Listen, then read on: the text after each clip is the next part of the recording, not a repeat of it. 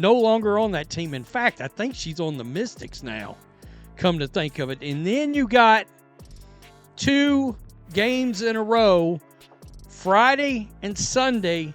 These are marquee matchups against the Lynx. We will always be fighting for each other, but we feel this fight is a little different with our girls out of the lineup. Makes sense. Caitlin Clark and Ari McDonald. See you soon, Caitlin Clark. All right, so that right there, of course, is... In the next few minutes, we're diving into why the Fever's signing of Odyssey Sims could be the make-or-break move of their season. You'll see how a shortage of point guards forced Indiana into a high-risk, high-reward roster shakeup, how Clark's recovery is tracking against this deadline pressure, and why leaders like Natasha Howard think the team is set up for a big push. By the end, you'll know whether this gamble could pay off, and if Clark's return is truly upon us. Before we move on, I would like you to subscribe to the channel and like the video. Imagine this, your whole season is built around a rookie that fans can't stop talking about. And she's missed more than half the games since July. That's been the reality for the Fever. It started when Caitlin Clark went down with that groin injury, and it just kept snowballing. Damaris Coulson tore her ACL. So we've got that. We've also got the Indiana Fever signing a new guard, and we'll get to that in a second. Natasha Howard first. I love these comments. They are so much... All the hard work they put in over this season won't go unnoticed. Win or lose, just know we are fighting to the end for Sydney is what's catching a lot of people's attention right now. So again, I believe this may be the game right here, Tuesday night. Ari McDonald broke her foot, one guard after another, gone. Suddenly, the backcourt wasn't just thin, it was stretched to breaking. Without their natural floor general, they had to reshuffle everything. Kelsey Mitchell, who's made a career out of being a scoring threat off the ball, had to slide over and run point. Sophie Cunningham, better known as a spot-up shooter and energy player, was asked to initiate offense. That's not just a simple switch, it changes the entire way the team runs sets. Plays that should start quickly end up taking extra seconds to develop. Passing angles close before the ball even gets there. And when spacing is off, so are the looks at the basket. Even little mistakes get magnified, and all of that means a bigger risk of turnovers. And every time you think there's an update on Clark, it's the same vague line. ESPN's last report basically said, no timetable. No timetable means no safety net, no concrete plan. So the team's operating in this limbo where they need someone who can actually handle the ball under pressure, but they don't know if they're covering for a week or a month. Then the rumor mill does its thing. Some fans swear she's on track for August 12th. Clips from warm-ups get shared like they're breaking news. You have this split where some are ready to mark the calendar, and others are afraid to even hope yet. Meanwhile, the games keep coming. That 92-70 win over Chicago, that's what resilience looks like. Mitchell dropped 26 points and somehow racked up 8 assists while basically being the hub for every single Fever possession. They played clean, they ran when they could, and they hit big shots to keep control. But even in that win, you can see the strain. Mitchell played heavy minutes. Cunningham was handling matchups she shouldn't have to, and the margin for error was tiny. Chicago was missing pieces too, so you wonder, against a full-strength contender, could that formula hold up?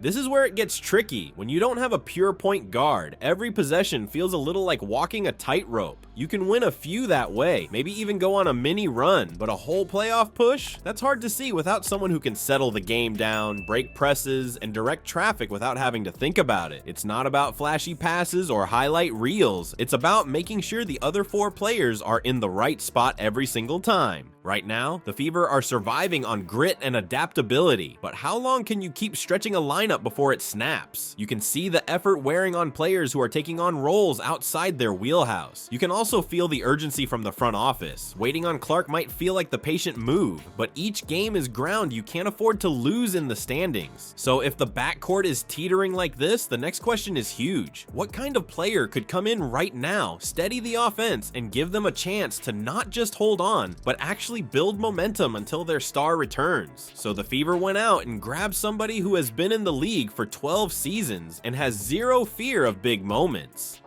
Odyssey Sims isn't a let's just see what happens kind of signing. She's been around, she's been tested, and she's played her best basketball when the stakes were high.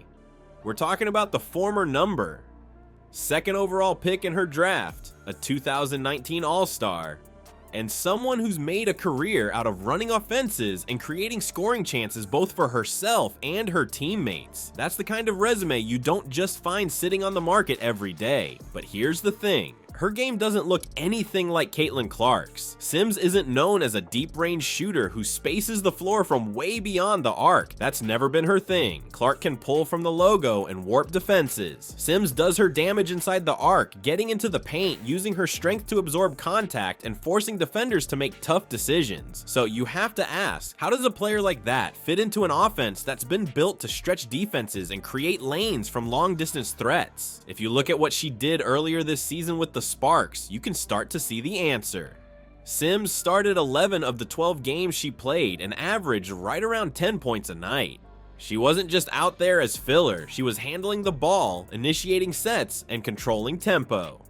She's one of those players who can slow the game down when it's getting chaotic, or speed it up when the other team is back on their heels. Indiana's been missing that since Clark went down. Her style is straightforward but effective. She puts her head down and attacks lanes. She gets to the foul line by taking hits most players shy away from. On top of that, she's experienced enough to make the simple pass instead of always hunting the home run play. That kind of decision making can stabilize possessions, stop scoring droughts, and make life easier for everyone else on the floor. For a team that's been scrambling to manufacture offense on the fly, that's huge. This isn't even a standard signing. It's what's called a hardship contract. That's basically an emergency roster move you can make when you've got multiple players out injured. It means the deal could be temporary, just running until Indiana gets healthy, but with Clark's exact return date still in question, there's a real chance Sims sticks around longer than that. It's going to depend on how she performs and how quickly the backcourt pieces come back together. Inside the locker room, the vibe already seems right. Natasha Howard summed it up, saying the team will fight for each other. That's not just a generic line, it's what veteran players like Sims feed off. For her to walk in and already be included in that mentality tells you she's fitting in fast. And outside that locker room, fans are feeling it too. Social media lit up with people calling it the right veteran at the right time, and coverage around the league has been more about how smart this is than whether it will work. That's rare for a mid-season move. So no, Sims isn't here to just eat minutes and run the clock. She could be the bridge that keeps Indiana's offense standing until Clark is ready to take it back over. And if she does that, the Fever might not just survive. They might actually be in better shape than anyone expected once their star steps back on the court with this retooled backcourt.